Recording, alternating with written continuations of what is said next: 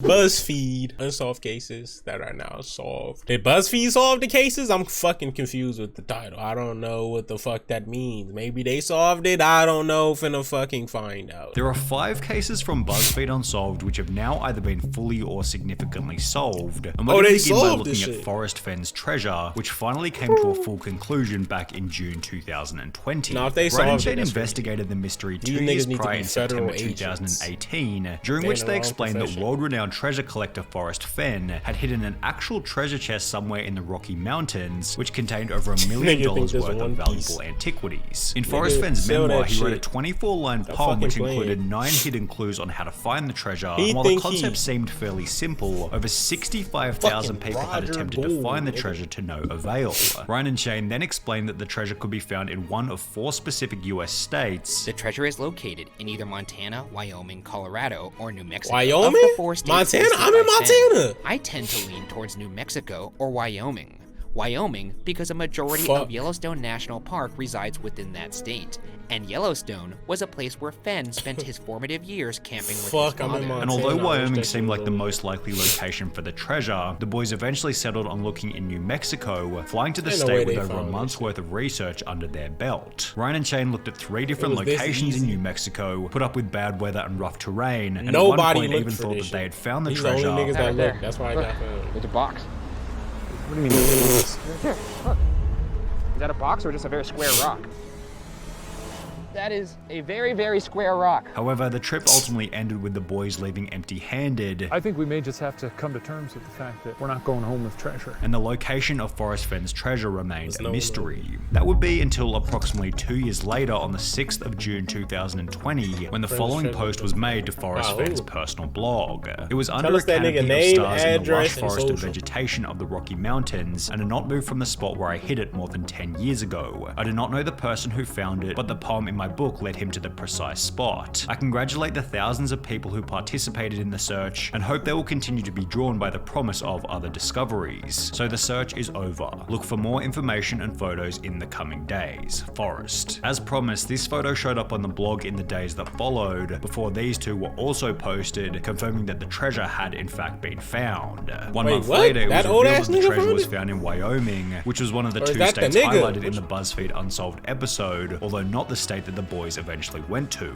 6 months later, in December 2020, the person who had found the treasure finally revealed himself as 32-year-old medical student Jack Stoof, who coincidentally used to be one of Buzzfeed's writers. Jack had found out about the case in 2018, the same year that Ryan and Shane investigated it, and stated that he thought about it for at least a couple hours a day every day since he learned about it. Also, he chased the bag. He prioritized the fucking bag over this garbage ass school system. I wonder if that's real gold and is actually something that makes money if you sell it. Did he plan on selling the treasure to pay off his student loans? The treasure went up for auction on the 13th of December 2022, and after a whopping 1,643 bids, eventually sold for an impressive $1.3 million.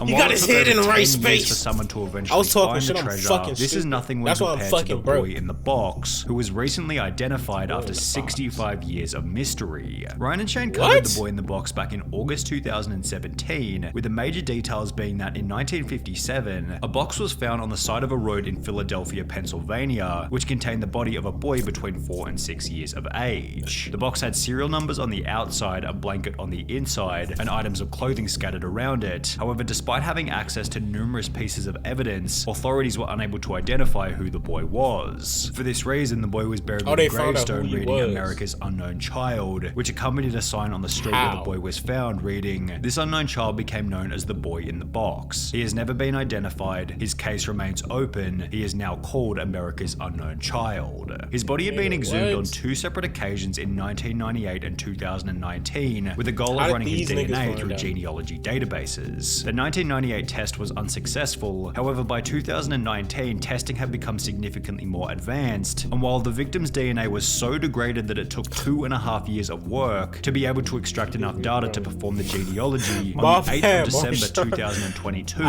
if you disagree, let me see this shit, nigga. What the fuck? No, she looked good. She looked good. Her head was looking a little long. I was like, whoa, her head looked mad fucking long. She looked good. The ass is too fake for me though. Shit, too fake.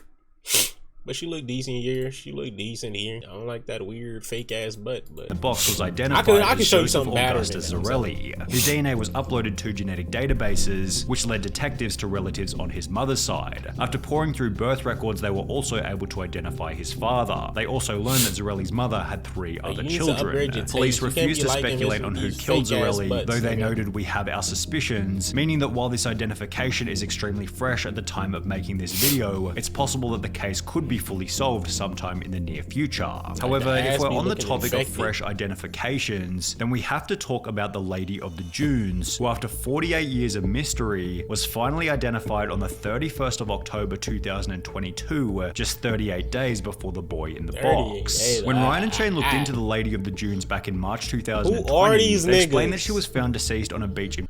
Is nobody looking for this shit? Like nobody? Like the niggas on YouTube are just federal agents, fucking spies and shit. They figuring cracking cases. Massachusetts. Yet because she'd been lying there for such a long period of time, the Lady of the Dunes had become unidentifiable. Despite using bloodhounds, studying missing persons bulletins, scouring the registers of local lodgings, and looking into anyone who had a permit to bring their vehicle into the area, police turned up nothing. The Lady of the Dunes also had extremely recognizable dental work. However, despite this and numerous different police sketches, nobody knew who she was. Similar to the boy in the box, the Lady of the Dunes was exhumed for DNA on 3 separate occasions in 1980, 2000, and 2013, although none of these resulted in her identification, leading the boys to state this. For that to produce no kind of DNA evidence of like who this person is, it's kind of insane to me because 1974 is not that long ago. No. You would think that DNA would be fresh enough that you could figure out this person's identity. What Ryan and Shane like didn't know at the time was that within 2.5 years, the Lady of the Dunes' unknown son would undertake a DNA test with Ancestry.com, providing genealogy databases with enough evidence for the Lady of the Dunes to be identified. On October 31st, the FBI announced it finally identified the woman as Ruth Marie Terry, a native of Tennessee. I thought you had to spit or come in the vial. I didn't know you could use 37 at the time of her death. At the time of her disappearance, Ruth Marie Terry had mentioned to family that she was traveling to Massachusetts with her husband Guy Moldalvin, who's now become the main suspect in the case. Despite being married at the time, Guy never officially reported the disappearance of his wife to the police and conveniently remarried a year later as if nothing had ever happened. What's even crazier is that Guy Moldalvin's previous wife had also gone missing and was eventually found dead alongside his daughter inside a septic tank on Guy's Seattle home. He served only 2 years in prison before being released, which was followed by him marrying Ruth Marie Terry, who was then found in the dunes only 5 months later. Guy Moldalvin died in 2002. However, if he is eventually found to be guilty, Ryan and Shane were correct in suggesting this. It would seem that this was done by somebody who wasn't, I guess, like an amateur. As well as this. The unidentified victim would have known her murderer. Yet we're incorrect in suggesting that the crime had been done by an Italian mob boss or schizophrenic prison inmate Haddon Clark. However, in the case of Amelia Earhart, one of the theories put forward by the boys eventually turned out to be true. Ryan and Shane explained that Amelia Earhart was trying to become the first woman to fly around the world. However, on the stretch between Papua New Guinea and the Howland Islands in the South Pacific, Amelia Earhart, her navigator Frank Noonan, as well as their plane vanished and were never found again. The main theory put forward in the Unsolved episode was that Earhart's plane had run out of fuel and either crashed into the ocean or had successfully made a crash landing on the South Pacific island of Nkumaroro. Evidence for the successful crash landing was that 2 years after Earhart's disappearance, a British colonial officer by the name of Gerald Gallagher found a campfire, sextant, and a partial human skeleton on the previously uninhabited island.